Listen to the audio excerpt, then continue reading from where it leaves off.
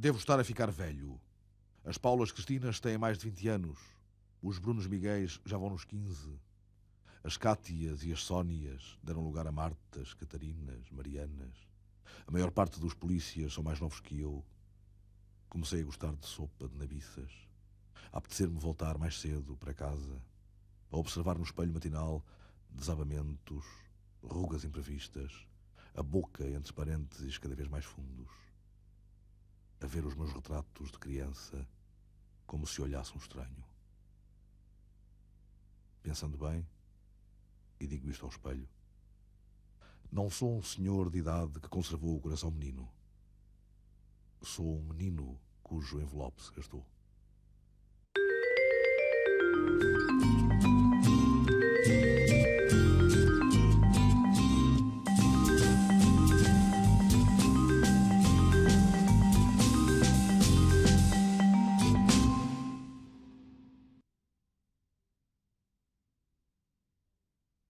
Cresci nos subúrbios de Lisboa, em Benfica.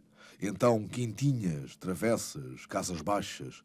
A ouvir as mães chamarem ao crepúsculo Vítor, num grito que, partido da rua Ernesto da Silva, alcançava as cegonhas no cume das árvores mais altas e afogava os pavões no lago, sob os álamos. Cresci junto ao castelito das portas que nos separava da Venda Nova e da Estrada Militar, num país cujos postos fronteiriços eram a drogaria do Sr. Jardim, a mercearia do Careca, a pastelaria do Sr. Madureira e a capelista havanesa do Sr. Silvino.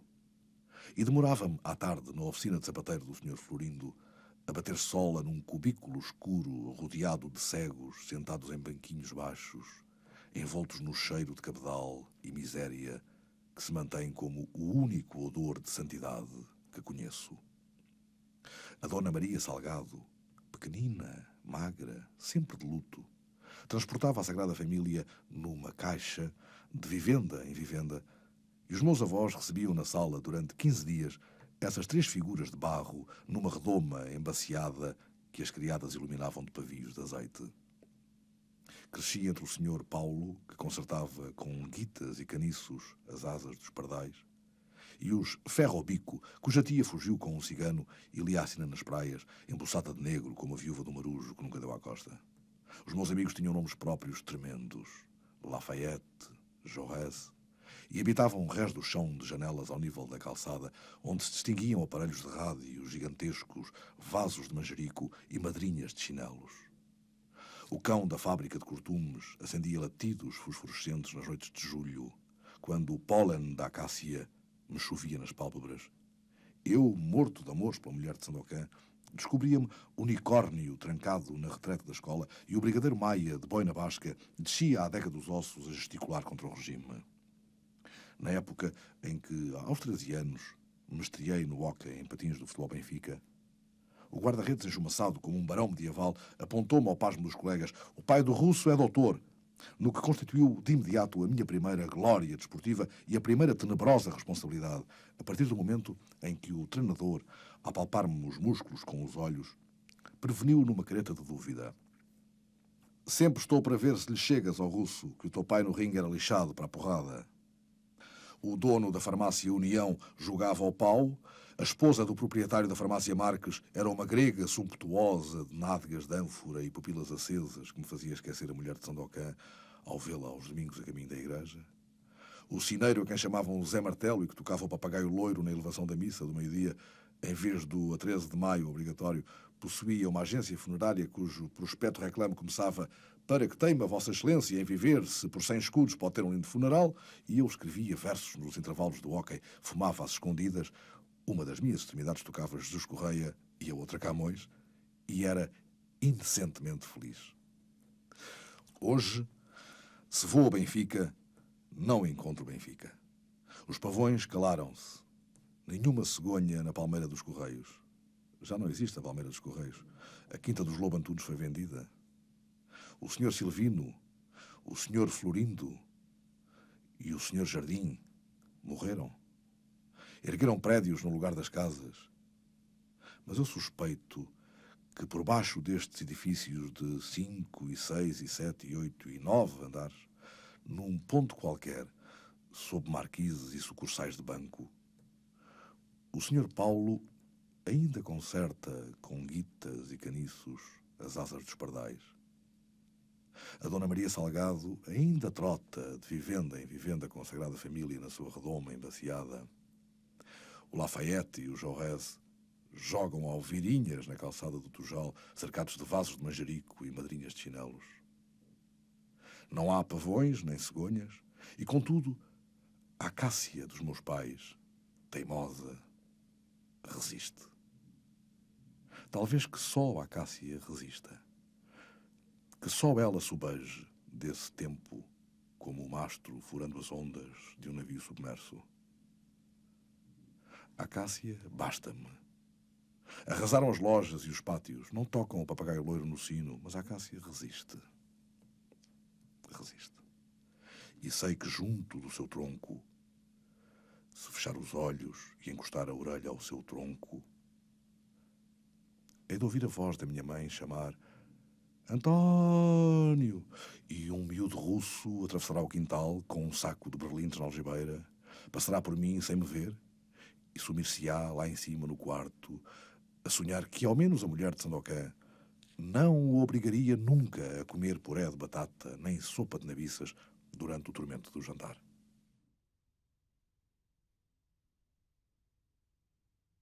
Aos domingos, a seguir ao almoço, visto o fato de treino roxo e verde e os sapatos de ténis azuis, a Fernanda veste o fato de treino roxo e verde e os sapatos de salto alto do casamento, subo o fecho-eclair até ao pescoço e ponho o fio de ouro com a medalha por fora. A Fernanda sobe o fecho-eclair até ao pescoço e põe os 2 fios de ouro com a medalha e o colar da madrinha por fora. Tiramos o Roberto Carlos do berço, metemos-lhe o laço de cetim branco na cabeça, saímos da alverca, apanhamos os meus sogros em Santeiria da Zóia e passamos o domingo no centro comercial. A Fernanda senta-se atrás, no Seat Ibiza, com o menino e a Dona Cinda. O Sr. Borges ocupa o lugar ao meu lado, de recorde no sovaco, fato completo, gravata de flores prateadas e chapéu tirolês. Ajuda-me no estacionamento das Amoreiras a tirar o carrinho da mala. E todos os automóveis do parque são Seat Ibiza. Todos têm mantas alentejanas nos bancos. Todos apresentam um autocolante no vidro que diz "Não me siga que eu ando perdido". Todos possuem uma rodela "Vida curta" no guarda-lamas direito e uma rodela "Vida longa" no guarda-lamas esquerdo. De todos os espelhos retrovisores se pendura o mesmo boneco de peluche. Todos exibem, junto à matrícula com o círculo de estrelinhas da Europa, a mesma rapariga de Stetson e cabelo comprido. Todos trouxeram o recorde, os sogros e o filho. Todos devem habitar em Alverca e todos circulam a tarde inteira no centro de forma idêntica à nossa. Adiante a Fernanda e a Dona Cinda, de raposas acrílicas, a cochear por causa de uma unha encravada, empurrando o Roberto Carlos que esperneia, desfeito num barreiro com a chupeta pendurada da nuca por uma corrente, e o Sr. Borges e eu 20 metros atrás, preocupados com a carreira de Olivais e Moscavide, que perdeu em Alhandra, apesar de ter comprado um avançado cabo-verdiano ao Rentela e que, em vez de jogar a bola, leva às noites a mariscar termossos na cervejaria, de brinco na orelha, no meio dos amigos pretos, com o tampo da mesa coberto de canecas vazias. Como a Fernanda e a Dona Cinda param em todas as montras de móveis e boutiques a besbilhotarem quinanes e quispos, acontece enganar-me e trocá-las por outra sogra acrílica, outra mulher roxa e verde e outra criança de laço. E sucede-me passar horas num banco, sem dar pela diferença, com uma Fátima e uma Dona Deta, a planear as prestações de um micro-ondas e de um frigorífico novo, seguir para a Alverca, jantar o frango da casa de pasto e a garrafa de sagres do costume, e só na terça-feira, quando vou a sair para a junta, a minha esposa informa, envergonhada, que mora em Loures, ou na Bobadela. O Roberto Carlos se chama Bruno Miguel e deu pelo engano há 5 minutos porque a minha última ceia é de estanho e a dela de bronze. Claro que corrigimos o erro no domingo seguinte, em que volto para casa com uma Celeste e um Marco Paulo no Seat, a que juntei, será o meu Seat Ibiza? Um novo autocolante que deseja "Espero não te conhecer por acidente". Esta semana, a minha mulher chama-se Milá, o meu filho Jorge Fernando, e ando a pagar um apartamento em Rio de Moro. Como esta sempre cozinha melhor do que as outras, não faço tensões de voltar às Amoreiras. Se ela gostar de telenovelas, só tornamos a sair daqui a muitos anos, quando o miúdo usar um fato de treino roxo e verde, eu encontrar no armário do quarto um casaco de raposas acrílicas e um chapéu tirolês, e escutar lá embaixo, a seguir ao almoço, a buzina do Seat Ibiza da minha nora. Como nessa altura devo andar a dieta de sal por causa da tensão, qualquer peixe grelhado me serve.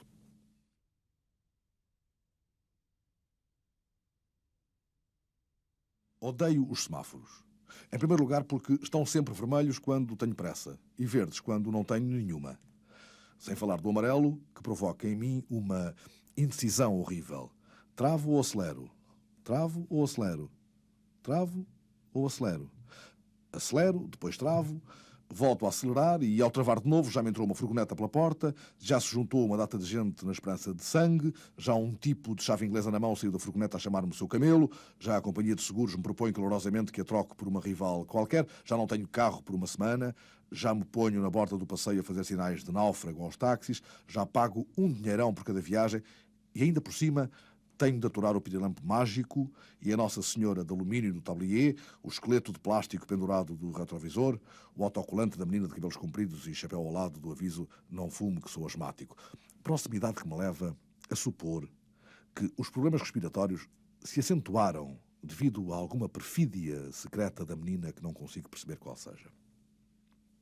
A segunda e principal razão que me leva a odiar os semáforos é porque de cada vez que paro, me surgem no vidro da janela criaturas inverosímeis. Vendedores de jornais, vendedores de pensos rápidos, as senhoras virtuosas com uma caixa de metal ao peito que nos colam autoritariamente sobre o coração o caranguejo do cancro, os matulões da Liga dos Cegos João de Deus nas vizinhanças de um altifalante sobre uma caminhoneta com um espadalhão novo em folha em cima, o sujeito digno a quem roubaram a carteira e que precisa de dinheiro para o comboio do Porto, o tuberculoso com o seu atestado comprovativo, toda a casta de aleijões microcefálicos, macrocefálicos, coxos, marrecos, estrábicos, divergentes e convergentes, bócios, braços mirrados, mãos com 6 dedos, mãos sem dedo nenhum, mongoloides, dirigentes de partidos políticos, etc. Sem contar o grupo de bombeiros voluntários que necessita de uma ambulância, os finalistas de Coimbra, de capa e batina, que decidiram fazer uma viagem de fim de curso à Birmânia, e a rapaziada da heroína, que não conseguiu roubar nenhum leitor de cassetes nesse dia. Resultado. No primeiro semáforo já não tenho trocos. No segundo não tenho casaco. No terceiro não tenho sapatos. No quinto estou nu. No sexto dei o Volkswagen. No sétimo aguardo que a luz passe encarnado para saltar por meu turno, de mistura com uma multidão de bombeiros, de estudantes, de drogados e de microcefálicos, o primeiro automóvel que aparece. Em média, mudo 5 vezes de vestimenta e de carro até chegar ao meu destino, e quando chego ao volante de um caminhão-tiro a dançar numas calças enormes, os meus amigos queixam-se de eu não ser pontual.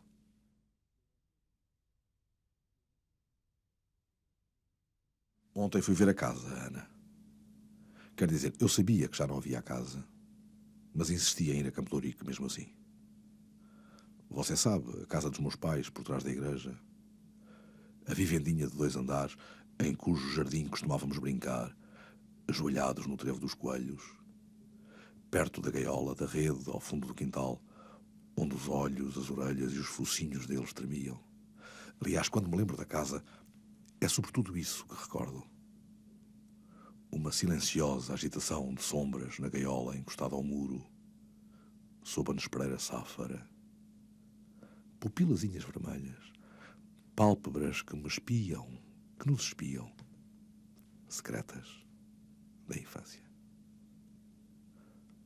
Onde era a casa, e a casa ao lado, a do coronel da artilharia, aquele senhor muito alto, amparado a uma bengala, como um pedaço de vento que se esqueceu de soprar. É um mini-mercado agora, no qual as viúvas de Campo de Ourique compram sabão, detergentes, caramelos, dúzias de viúvas empurrando os seus carrinhos por veredas de fraldas e compotas. Mas eu continuo a supor que a nossa casa existe, de forma que entro no mini-mercado, coloco uma moeda de 50 escudos na ranhura, separo por meu turno um carrinho dos carrinhos encaixados uns nos outros numa longa fila expectante, e como se fosse eu também uma viúva, Os homens podem ser viúvas, não é verdade, Ana? Principalmente os homens da minha idade, assim grisalhos, assim calados, assim tão sem esperança como a chuva num pátio. Caminho por ruazinhas de flocos de aveia, caramelos e iogurtes, do mesmo modo que caminhava dantes sem peso pelos compartimentos da casa, através das ilhas de luz que a hora da sesta semeava nos tapetes. Tão estranho não ter casa, Ana. Não nos vemos há tanto tempo. Deixámos há tanto tempo de falar que você não sabe, não pode saber onde moro. Basta que lhe diga que, para chegar a Campo de Ourique, necessito de tomar 3 autocarros diferentes, deixando-me o último bastante longe da vivenda, junto do cemitério e dos seus gladiolos tão brancos. Mas todos os domingos venho aqui. Preciso de voltar a casa, mesmo que não exista a casa. Mesmo que tenha de empurrar um carrinho pelos ladrilhos do mini-mercado e de comprar o orégão, a salva e os reboçados de menta que não preciso, para que os empregados não entendam quem sou, para que não percebam o que venho fazer, para que não escutem o leve, teimoso, persistente, suave rumor do passado que me persegue e acompanha, para que não deem fé dos coelhos na gaiola de rede a devorarem o trevo debaixo de um ramo de nespreira. Detestaria que dessem fé dos coelhos. Como detestaria que notassem o retrato dos meus pais acolá, no sítio de sempre, sobre um tampo de cômoda que se transformou numa pilha de garrafas, etiquetas de cerveja e concentrado de laranja. Às vezes dá-me a sensação de que é isso, e não o fiambre, ou o leite, ou os chocolates que as viúvas de Campo de Ourique transportam nos carrinhos metálicos. Dá-me a sensação de serem fotografias, objetozinhos, casaquitos de lã, o relógio de ouro do meu avô na sua redoma de vidro. Dá-me a sensação que pagam na caixa o meu passado, que o arrumam na despensa, que o gastam no inverno, que de certa maneira se alimentam do que fui, do que fomos. Passeios de bicicleta até à ajuda, noites de sexta-feira no cinema, sabor de bombons de tangerina, um morto enorme de sapatos de verniz no quarto lá de cima.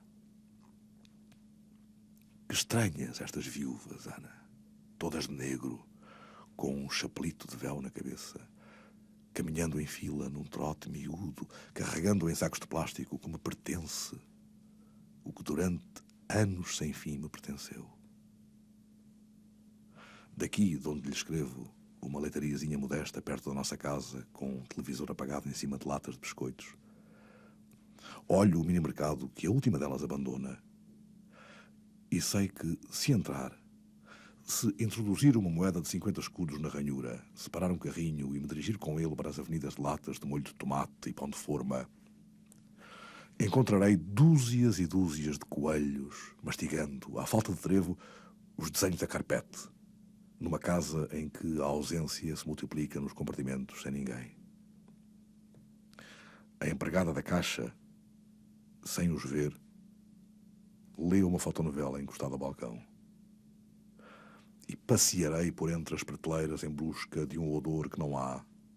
Apanharei o autocarro na paragem junto ao cemitério e regressarei ao apartamento em que moro, a fim de terminar esta carta, a colocar no envelope e permanecer a olhar a parede fronteira séculos a fio, como, sem que você se desse conta, olhava o seu perfil ao meu lado, na tarde em que fomos ao teatro, e eu quis dizer que gostava de si e nunca fui capaz.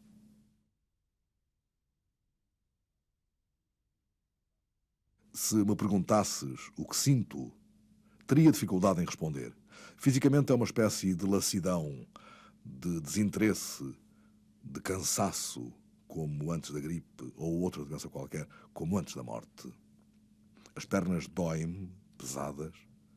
A pele tornou-se mais atenta ao frio e ao calor, à dureza ou à rigidez das coisas. Não me apetece nada. Acho-me desconfortável por estar quieto, mas achar-me-ia mais desconfortável se me movesse. Não sei se falar-me é penoso ou me aborrece. Fico assim, sentado, a olhar em frente, sem desejos, sem vontades. Oco. Nem sequer estou triste.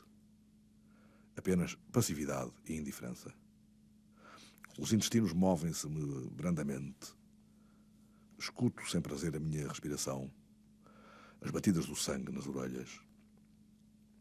Sim, julgo que é isso. Oco. Feito de gesso, com as corças de enfeitar quintais. Pela janela aberta vejo outras janelas. Uma mulher com uma blusa sem mangas, debruçada para o estendal a mudar roupa, tirando molas de madeira de um cestinho de vime. Camisas e meias penduradas no interior de uma marquise. Um guarda-sol aberto à espera. De quê? Sozinho, inclinado para a luz num terraço sem ninguém. À direita do guarda-sol uma antena de televisão enferrujada. De repente, não sei porquê, lembro-me de ser pequeno e estar ao colo de uma das minhas tias a ver passar soldados na rua, atrás de tambores.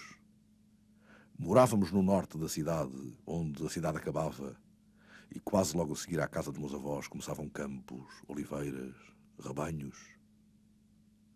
Sempre que podia, deitava-me na relva a ouvir os pássaros e as folhas, mesmo sem vento, que brilhavam na luz. Recordo-me dos bancos de azulejo, das estátuas de louça. O meu avô chegava do Grêmio, trocava o casaco por um casaco de linho branco e ficava a fumar sem dizer nada. Ao dar por mim, sorria. É estranho que esse sorriso ainda hoje seja importante para mim. De qualquer maneira, se me perguntasses o que sinto, teria dificuldade em responder. Provavelmente encolhia os ombros ou então dizia nada. E não seria verdade, porque me aparecem e desaparecem imagens vagas, recordações, pequenos farrapos sem sentido, um pouco como antes de começar a escrever um romance, quando filamentos de personagens principiam a cristalizar-se em filamentos de palavras e o plano do livro se constrói lentamente, ganhando nexo. A mulher da blusa sem mangas, o guarda-sol aberto, a antena de televisão enferrujada. Talvez exista um nexo nisto tudo. Talvez exista um nexo entre isto e a minha recordação dos soldados.